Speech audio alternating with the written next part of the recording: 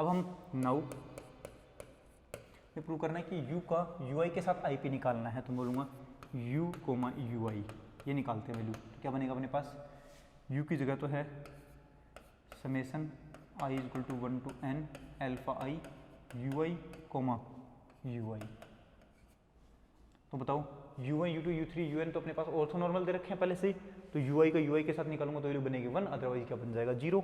यहाँ से अपने पास वैल्यू क्या बनेगी कि u comma ui equal to यहाँ पर alpha 1 u1 comma ui plus alpha 2 u2 comma ui plus so on alpha i और ui comma ui plus so on, और लास्ट में बनेगा alpha n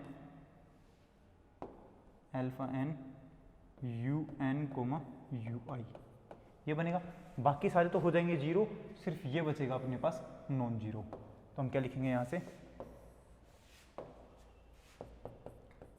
u comma ui equal to क्या बनेगा alpha i into ui comma ui, और ui comma ui क्या होता है 1, तो अपने पास वैल्यू क्या बनेगी कि u कोमा ui की वैल्यू बन चुकी है alpha i, u comma ui की वैल्यू क्या बन चुकी है अल्फा i। अब हम ऊपर से देख सकते हैं कि ये अपने पास बनी थी इक्वेशन नंबर 1 मान लेते हैं। तो अब हम वैल्यू पुट करेंगे इक्वेशन नंबर 1 में, तो मैं बोलूँगा अल्फा i की वैल्यू इक्वेशन नंबर 1 में पुट करने पर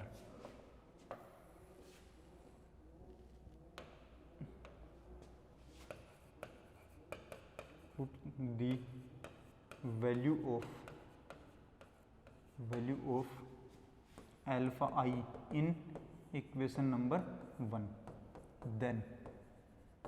देन अपने पास क्या वैल्यू बनेगी, देन हम बोलेंगे कि u इक्वल टू क्या बनेगा summation i equal to 1 to n alpha i की जगह क्या रखना है u कोमा ui रखना है इंटू ui पहले से दे रखा है, और यही बात हमें प्रूव करनी है, यही बात हमें क्या करनी है प्रूव करनी है।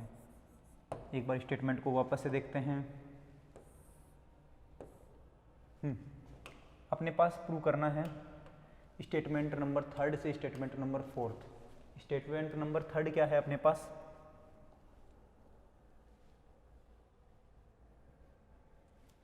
स्टेटमेंट नंबर 3 क्या है अपने पास कि एस जो है वो स्पेन करता है वी को, ये स्टेटमेंट नंबर 3 है अपने पास।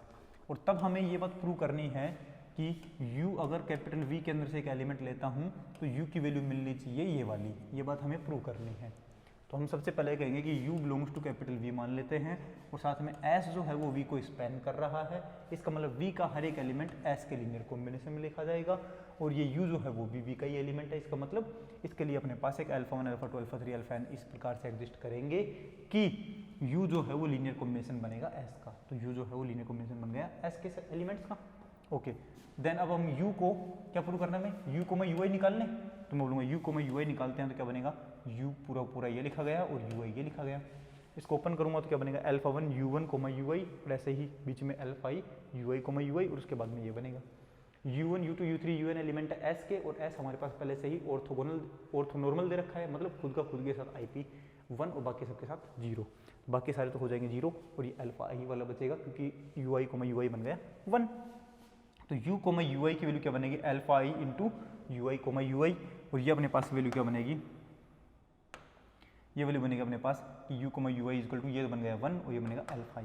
अल्फा i की वैल्यू इक्वेशन नंबर 1 में पुट करूंगा तो वैल्यू बनेगी अपने पास u equal to summation i equal to 1 to n u comma ui equal into ui, ये अपने पास हमें आंसर निकालना था।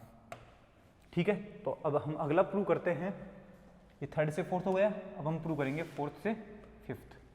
तो 4th नंबर स्टेटमेंट से हमें प्रूव करना है 5th नंबर स्टेटमेंट। तो 4th स्टेटमेंट क्या है सबसे पहले तो वो बताओ कि लेट u अगर आपके पास कैपिटल V का एलिमेंट है तो u की वैल्यू क्या मिलनी चाहिए, u equal to summation i equal to 1 to n u comma ui into ui।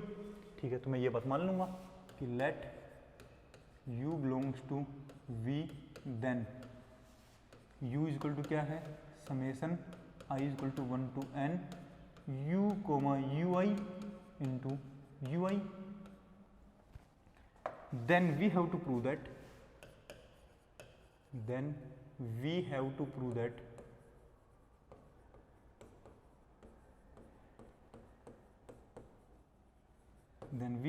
that fifth statement क्या है अपने पास? फिफ्थ स्टेटमेंट हमें प्रूव करना है कि u और v अगर आपके पास कैपिटल V के अंदर से एलिमेंट है तो u, v को आप इस तरीके से लिख सकते हो। ठीक है कि नहीं है? ओके।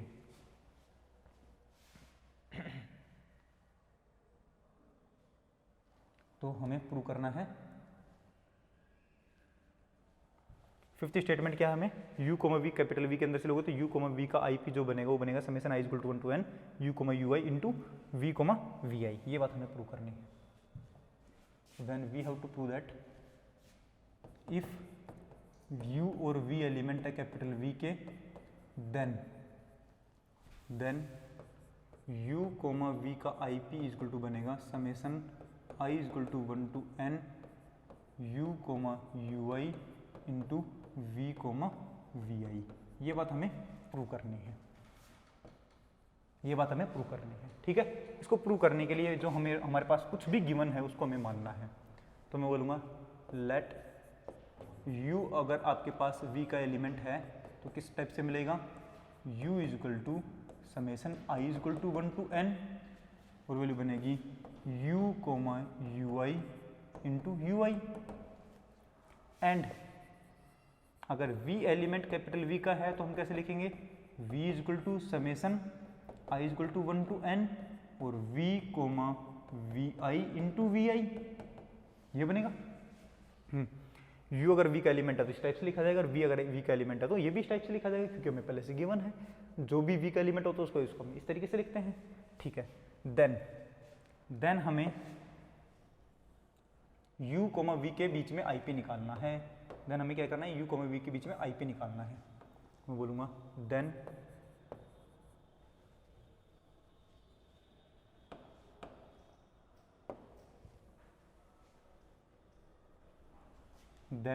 u, v के बीच में IP निकालना है तो हम क्या लिखेंगे?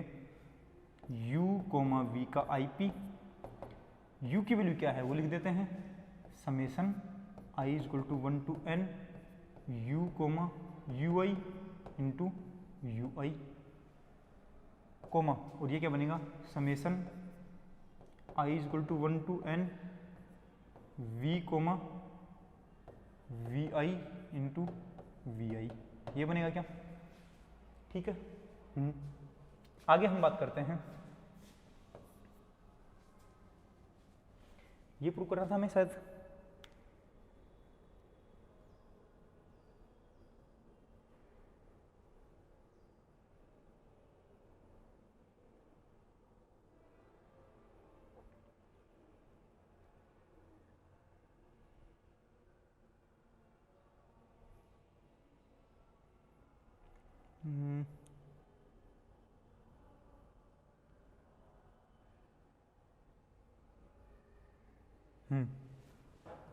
ये हम vi अपने पास कुछ है नहीं, यहाँ पर vi कुछ है नहीं, इसलिए हम इसको क्या मान लेते हैं? uj मान लेते हैं, कोई दिक्कत नहीं आएगी अपने पास। ठीक है, तो यहाँ पे भी uj मान लेंगे, यहाँ पे भी uj है अपने पास, क्योंकि ये अपने पास vi कुछ है नहीं ना अपने पास। एलिमेंट अपने पास क्या है? u1, u2, u3, un वाले हैं, तो v है नहीं अपने पास, तो यहाँ पर मान लेंगे मैं uj। यहाँ पर क्या बनेगा? uj into uj। यहाँ पर क्या बनेगा? uj into uj। ठीक है। आगे हम क्या लिखेंगे? यहाँ से वैल्यू सोल्व करने के लिए हम बोलेंगे यहाँ पर कि ये बनेगा समेशन तो बाहर i is equal to 1 to n, ये बनेगा u, ui बाहर इंटू यहाँ से क्या बाहर आएगा?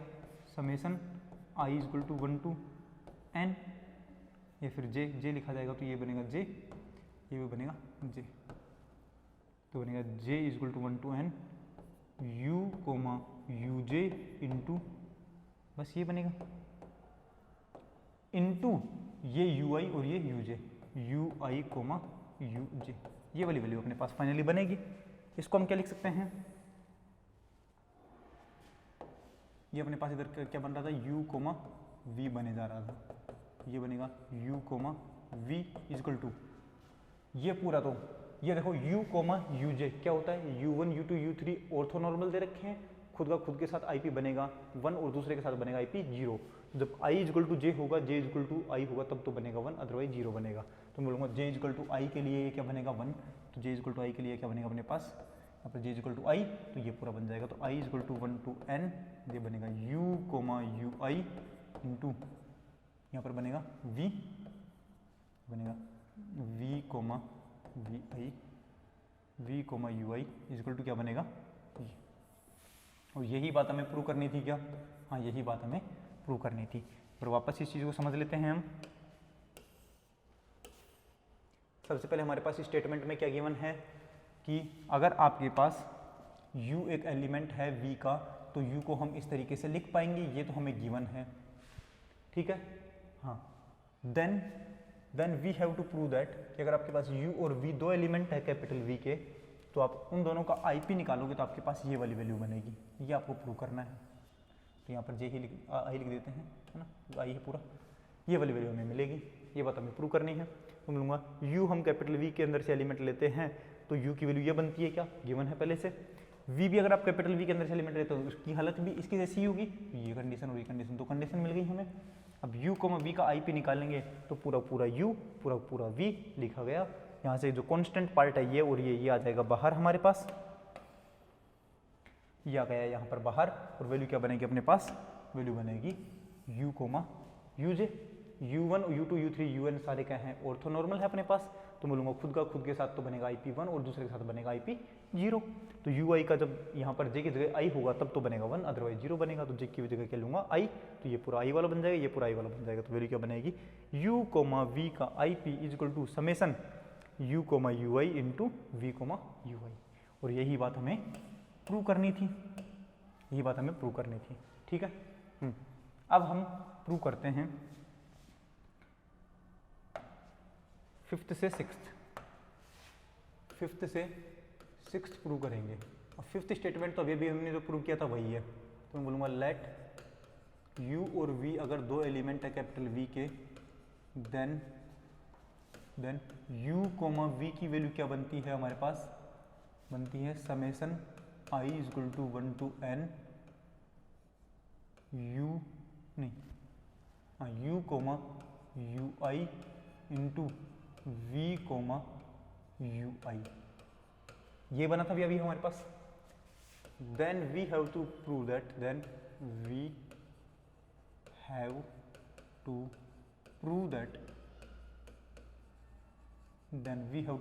क्या प्रूव करना है हमें, स्टेटमेंट नंबर 6 प्रूव करना है। तो स्टेटमेंट नंबर 6 क्या अपने पास, ये वाली बात, अगर u कैपिटल V के अंदर से है तो u का नॉर्म का स्क्वायर क्या बनेगा अपने पास, इस कंप्लीट का स्क्वायर का ये वैल्यू बनेगी, ठीक है। तो हम यहाँ पर लिख देंगे then we have to prove that if u belongs to capital V then norm of u का स्क्वायर इज इक्वल टू बनेगा is equal to summation i is equal to 1 to n mod u comma ui का IP का square, ये वाली बात हमारे पास बनेगी, हमें प्रूव करना है। बोलूँगा सिंस क्या गिवन अपने पास, u और v अगर कैपिटल V के अंदर से हैं तो हमारे पास u कोमा v का IP क्या बनता है, ये बनता है summation i equal to 1 to n और वैल्यू बनेगी u comma ui into v comma vi, यहाँ पर है ui, v कोमा ui, ये है। तो अब मैं बोलूँगा if u is equal to v, u की वैल्यू अगर मैं v के बराबर मान लेता हूँ तब हमारे पास क्या केस बन जाएगा, तब मैं बोलूँगा देन यहाँ से क्या बनेगा, u कोमा v की जगह भी क्या मान लिया u, तो u कोमा u का IP इज इक्वल टू क्या बनेगा summation i is equal to 1 to n और u comma ui into u comma ui, क्योंकि v की जगह क्या लिख दिया, u लिख दिया। ये भी सेम है, ये भी सेम है।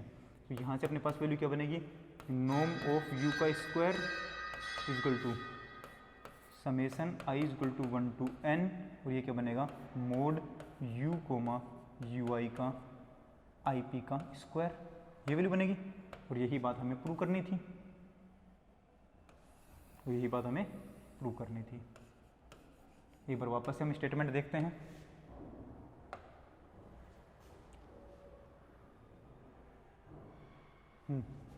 ये थोड़ा आसान वाला पोर्शन था अपने पास। देखो अगर आपके पास u और v दे रखे हैं कैपिटल V के अंदर से, क्योंकि ये हम फिफ्थ स्टेटमेंट मान रहे हैं, सिक्स्थ को प्रूव कर रहे हैं, तो u, v का IP क्या बनेगा, ये है, ये हमारे पास फिफ्थ स्टेटमेंट ऑलरेडी गिवन है।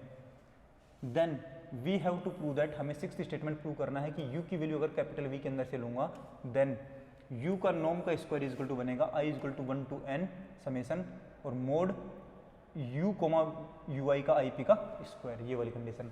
अब देखो ये हमें कंडीशन गिवन है, कंडीशन नंबर 5, तो हम बोलेंगे कंडीशन नंबर 5 तो हमने एज इट इज लिख दी, और कंडीशन नंबर 5 में हमने v की जगह u पुट कर दिया है, तो वैल्यू क्या बनेगी, norm of u, u is equal to, यहाँ पर भी u और यहाँ पर भी u, ये सेम सेम बन गया, तो नॉर्म ऑफ u, ui का मोड का स्क्वायर बन गया, समेसन बन गया, और ये u, u का नॉर्म क्या बनता है, सॉरी IP क्या बनता है, नॉर्म बनता है अपने पास, नॉर्म ऑफ u का स्क्वायर, और ये बात हमें प्रूव करनी थी।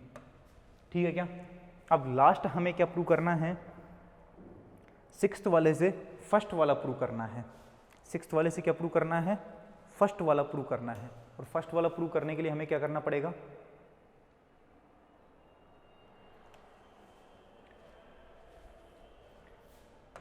अब हमें प्रूव करना है सिक्स्थ नंबर स्टेटमेंट से फर्स्ट नंबर स्टेटमेंट। और सिक्स्थ नंबर स्टेटमेंट क्या है कि लेट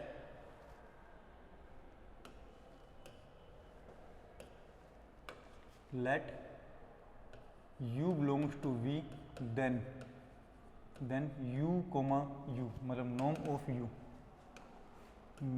ऑफ u का स्क्वायर इज इक्वल टू क्या बनेगा, summation i is equal to 1 to n mod u, ui का IP का मोड का स्क्वायर।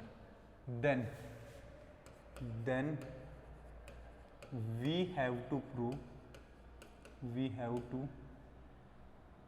prove that, तब हमें क्या प्रूव करना है कि इफ, देन हमें प्रूव करना है फर्स्ट स्टेटमेंट क्या था अपने पास,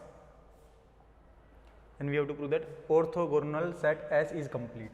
तब हमें ये बात प्रूव करनी है कि S is orthogonal set. Then we have to prove that S is complete orthonormal, complete orthonormal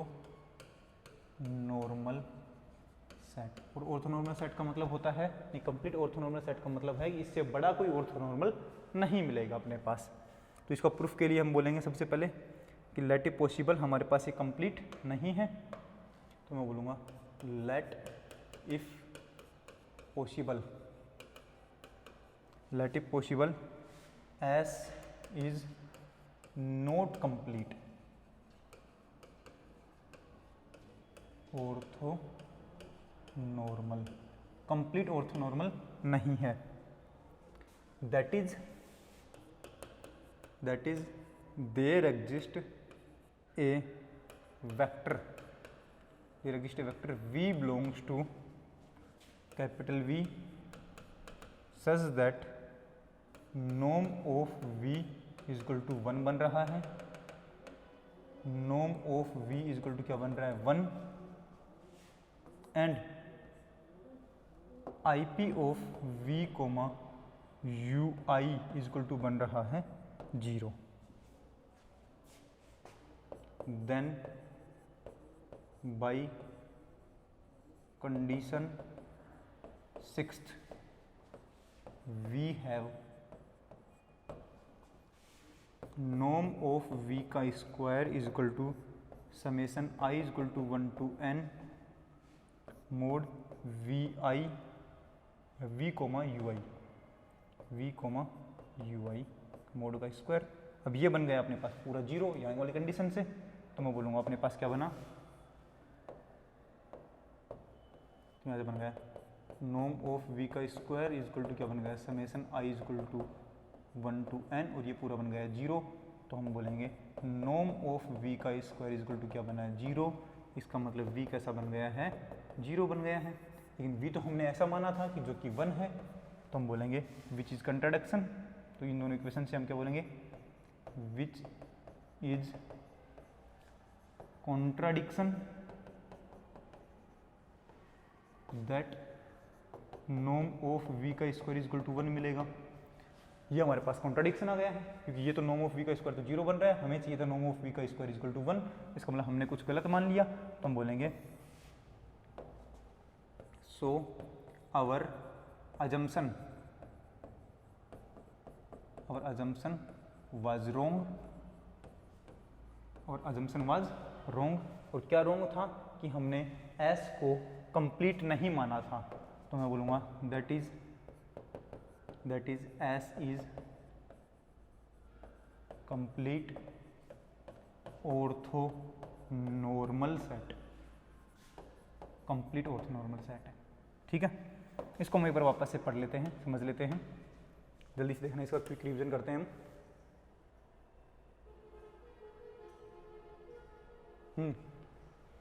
हमें क्या गिवन है,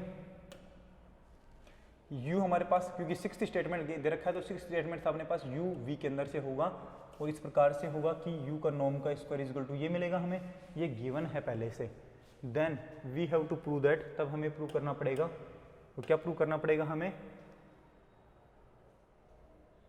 तब हमें प्रूव करना है कि फर्स्ट स्टेटमेंट की एस जो है वो कंप्लीट ऑर्थोनॉर्मल सेट बनेगा। हम उल्टा मान लेते हैं कि लेट इफ पॉसिबल एस जो है वो कंप्लीट ऑर्थोनॉर्मल सेट नहीं है। कंप्लीट ऑर्थोनॉर्मल नहीं है मतलब एस सेट से बड़ा भी अपने पास कोई ऑर्थोनॉर्मल सेट है, और एस से बड़ा अगर कोई ऑर्थोनॉर्मल सेट होगा तो उसके लिए अपने पास ऑर्थोनॉर्मल एलिमेंट मिलना चाहिए। तो हम बोलेंगे कि there exist a vector v, जो कि कैपिटल वी के अंदर से है, वो इस टाइप से कि खुद के साथ आई पी निकालोगे तो 1 बनेगा, दूसरे के साथ आई पी निकालोगे तो 0 बनेगा। मतलब वी अपने पास कैसा है, एक एक्स्ट्रा ऑर्थोनॉर्मल एलिमेंट बना है। ठीक है, तो मैं बोलूँगा then by condition sixth condition क्या थी कि नॉर्म ऑफ किसी भी एलिमेंट का अगर आप निकालते हैं तो इस तरीके से बनता है। तो मैं बोलूँगा नॉर्म ऑफ वी निकालूँ, तो नॉर्म ऑफ वी का स्क्वायर इज इक्वल टू क्या बनेगा, summation i is equal to 1 to n, और यहाँ पर u की जगह v लिखा है तो यहाँ पर u की जगह v लिखना पड़ेगा, तो v कोमा यू आई का आई पी का मोड का स्क्वायर। अब देखो v कोमा यू आई तो अपने पास क्या दे रखा है, v कोमा यू आई तो अपने पास 0 दे रखा है, तो बोलूँगा ये तो पूरा बन गया अपने पास 0, तो नॉर्म ऑफ v का स्क्वायर क्या बनेगा, 0 बनेगा। नॉर्म ऑफ v का स्क्वायर 0 नहीं बन सकता, क्यों, क्योंकि नॉर्म ऑफ v का स्क्वायर अगर 0 बन गया तो नॉर्म ऑफ v का स्क्वायर तो 1 बनना चाहिए था, ऐसा हमने v माना था। तो इन दोनों कंडीशन से हमारे पास क्या बन गया, कंट्राडिक्शन बन गया है। कंट्राडिक्शन बन गया, इसका मतलब हमने जो कुछ माना था वो गलत मान लिया, हमारी अजम्पशन जो थी वो थी रोंग, तो अवर अजम्पशन वाज रोंग। अपनी अजम्पशन अगर रोंग थी, इसका मतलब हमने क्या माना था, हमने ये माना था कि एस जो है वो कंप्लीट ऑर्थोनॉर्मल नहीं है। इसका मतलब हमने गलत मान लिया, मतलब हमारे पास एस जो है वो क्या है, कंप्लीट ऑर्थोनॉर्मल सेट है। तो ये हमने प्रूव कर दिया है पूरा। तो अपने पास कितने स्टेटमेंट थे, अपने पास 6 स्टेटमेंट थे। पहला तो था ऑर्थोनॉर्मल सेट एस जो है वो कंप्लीट होता है, दूसरा स्टेटमेंट था अपने पास कि ये वाली कंडीशन, तीसरा ये, चौथा, पांचवा और छठा। पहले से हमें सेकंड प्रूव करना था, सेकंड से थर्ड प्रूव करना था, थर्ड से फोर्थ प्रूव कर दिया, फोर्थ से फिफ्थ प्रूव कर दिया, फिफ्थ से सिक्स्थ प्रूव कर दिया, और सिक्स्थ से हमने फर्स्ट प्रूव कर दिया है, सिक्स्थ से हमने फर्स्ट प्रूव कर दिया है। इस तरीके से हमने ये सारी चीज़ें प्रूव की हैं। ठीक है, तो अब इससे ये कंडीशन हो गई कि आप फर्स्ट से सेकंड बोल सकते हो, और सेकंड से आप फर्स्ट भी बोल सकते हो। क्यों, क्योंकि सेकंड से थर्ड बोलोगे, थर्ड से फोर्थ बोलोगे, फोर्थ से फिफ्थ बोलोगे, फिफ्थ से सिक्स्थ बोलोगे, और सिक्स्थ से आप फर्स्ट बोलोगे, मतलब सेकंड से फर्स्ट बोल पा रहे हो। सेकंड से आप थर्ड बोल सकते हो, थर्ड से आप सेकंड बोल सकते हो, थर्ड से फोर्थ बोल सकते हो, फोर्थ से थर्ड बोल सकते हो, फोर्थ से फिफ्थ बोल सकते हो, फिफ्थ से सिक्स्थ फोर्थ बोल सकते हो, फोर्थ से फिफ्थ बोल सकते हो, नहीं फिफ्थ से सिक्स्थ बोल सकते हो, सिक्स्थ से फिफ्थ भी बोल सकते हो। मतलब हर एक जो अपने पास केस है, हर एक जो स्टेटमेंट है उसमें आपको इफ़ एंड ओनली इफ का केस मिल रहा है, उसी को हम बोलते हैं कि ऑल आर इक्विवेलेंट। ओके, समझ में आ गई ये थ्योरम। तो इस थ्योरम को थोड़ा और तरीके से, अच्छे तरीके से समझना है। जिसको समझ में नहीं आई, वीडियोज़ को वापस देख लेना एक बार, चीज़ें समझ में आ जाएंगी। मिलते हैं नेक्स्ट क्लास में, तब तक के लिए tata goodbye, take care. अगली क्लास में मिलते हैं।